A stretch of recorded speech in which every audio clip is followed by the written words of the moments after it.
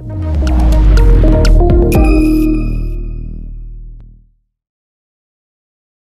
kita lanjut sedikit ya, nanti mungkin kita potong diskusi dulu.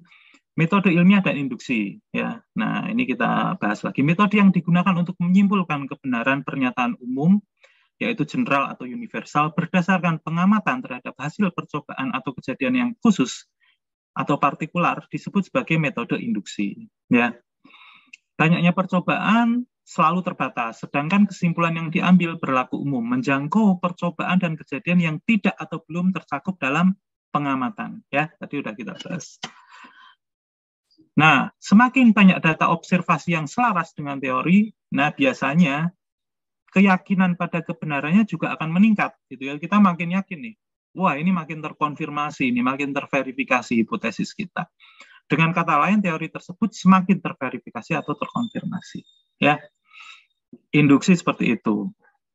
Nah, bedanya dengan deduksi yang dulu dibahas ya, deduksi itu dari kebenaran general kita menyimpulkan kebenaran partikular. Jadi agak kebalikan ya, memang kebalikan Bapak Ibu ya, kebenaran general. Jadi kalau deduksi pasti dijamin benar ya, karena kita tahu kebenaran general. Bahwa semua segitiga, Pak Dim waktu itu sepertinya sudah memberi contoh ini, semua segitiga itu sudutnya kalau kita jumlah pasti 180 derajat. Ya, itu adalah kebenaran matematis yang kalau dia ada, dia juga akan benar secara empiris gitu ya. Kita tahu itu general.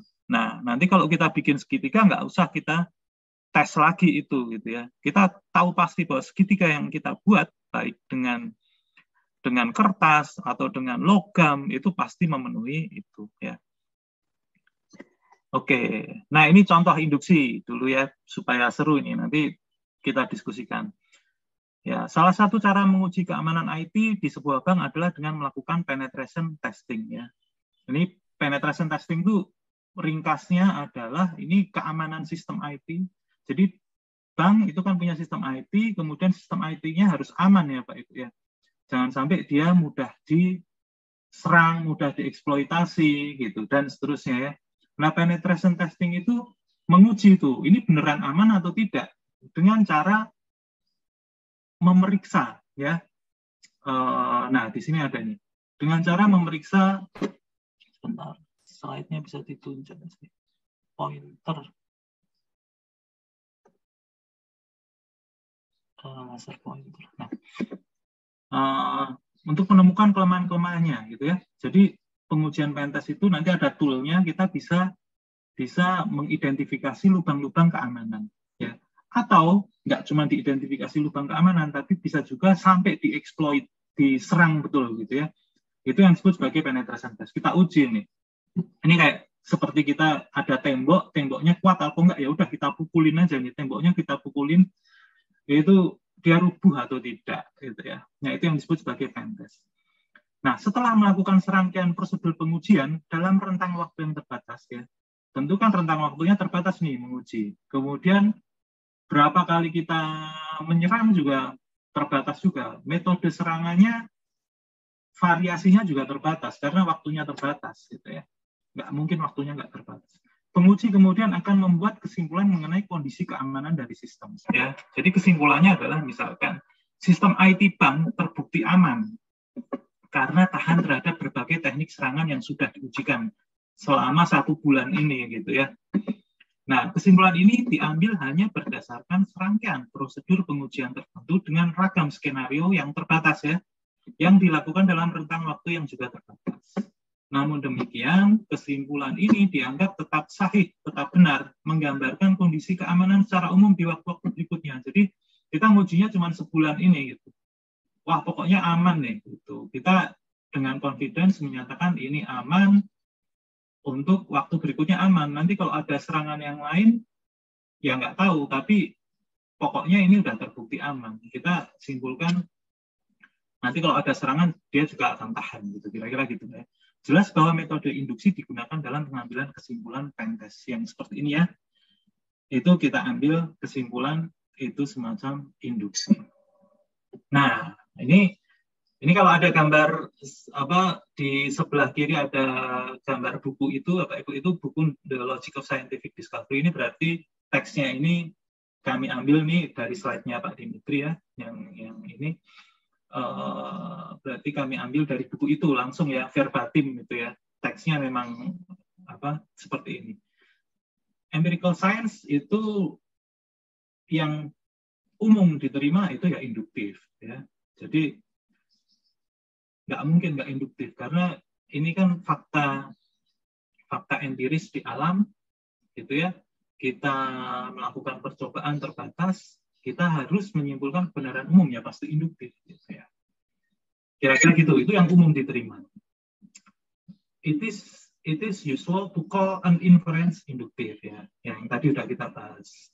Jadi mulai dari hal yang simular kemudian menuju ke universal. Nanti hasilnya adalah hukum Newton, ya ada hukum apa, ada teori kuantum, ya ada hukum kestabilan Lyapunov, ya. Kestabilan Lyapunov itu sebenarnya logik ya di awalnya. Tapi ketika kita bilang kestabilan Lyapunov untuk objek kontrol, misalnya kontrol udah plane-nya real gitu ya, itu nanti menjadi empiris ya.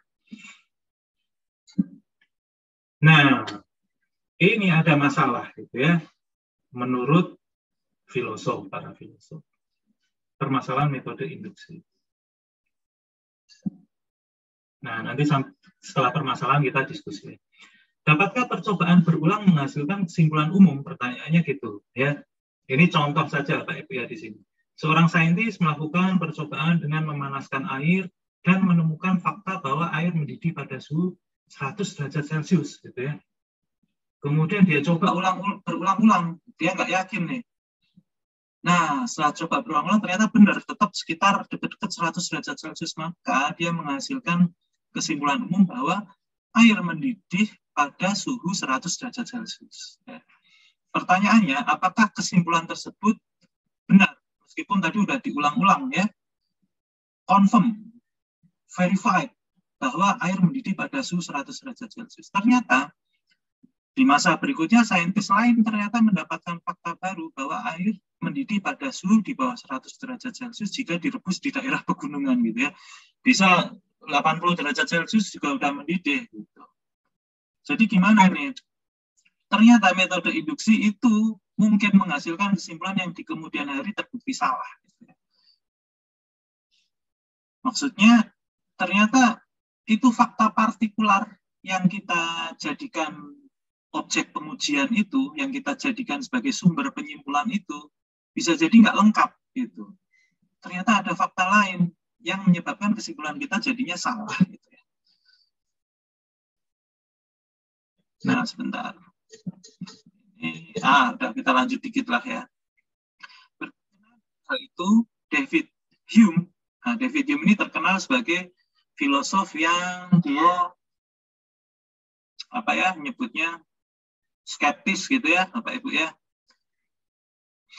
Nanti kita bisa lihat ya. Jadi Pak Dimitri di awal sudah menjelaskan misalkan hukum dasar yang harus kita terima ketika kita melakukan aktivitas saintifik atau aktivitas lain dalam kehidupan kita sebenarnya.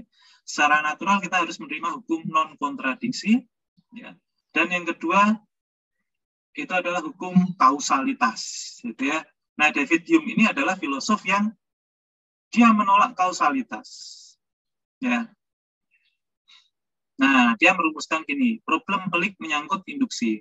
Hume menyatakan, berapapun banyaknya percobaan atau pengamatan yang kita lakukan tetap tidak akan mengantarkan kita pada kesimpulan umum.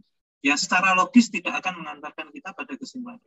Beda dengan deduksi ya. Deduksi jelas. Karena secara logis kita natural menerima ini kebenaran umum. Kalau kita sudah tahu itu memang benar, maka yang partikularnya pasti ikut benar, ya. Deduksi seperti itu. Mengapa demikian? Ya, tadi induksi kenapa nggak bisa mengantarkan kita pada kesimpulan umum? Karena konfirmasi oleh sejumlah percobaan yang terbatas tidak akan secara logis memastikan kebenaran pernyataan umum yang tanpa batasan, gitu ya. Gimana nih? Kemudian permasalahan metode induksi, dengan kata lain metode induksi secara logis tidak sahih, ya. Saat peneliti menemukan 20 ekor angsa berwarna putih, dia tidak dapat menyimpulkan bahwa semua angsa berwarna putih.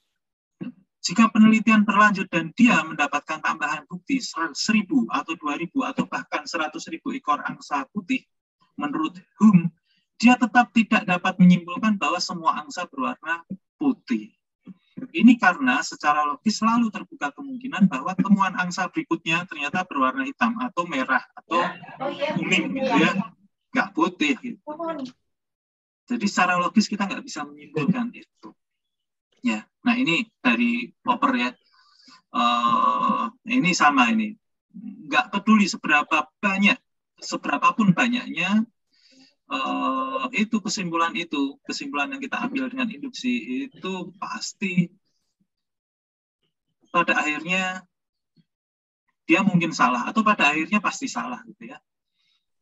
Mungkin pada akhirnya salah gitu. Jadi kita nggak bisa menutup kemungkinan itu secara logis. Nah, ini yang disebut sebagai problem induksi. Ini yang membuat para filosof itu cukup pusing ya. Ya, mungkin sampai sini dulu 35 menit. Silakan Bapak Ibu kalau ada yang didiskusikan.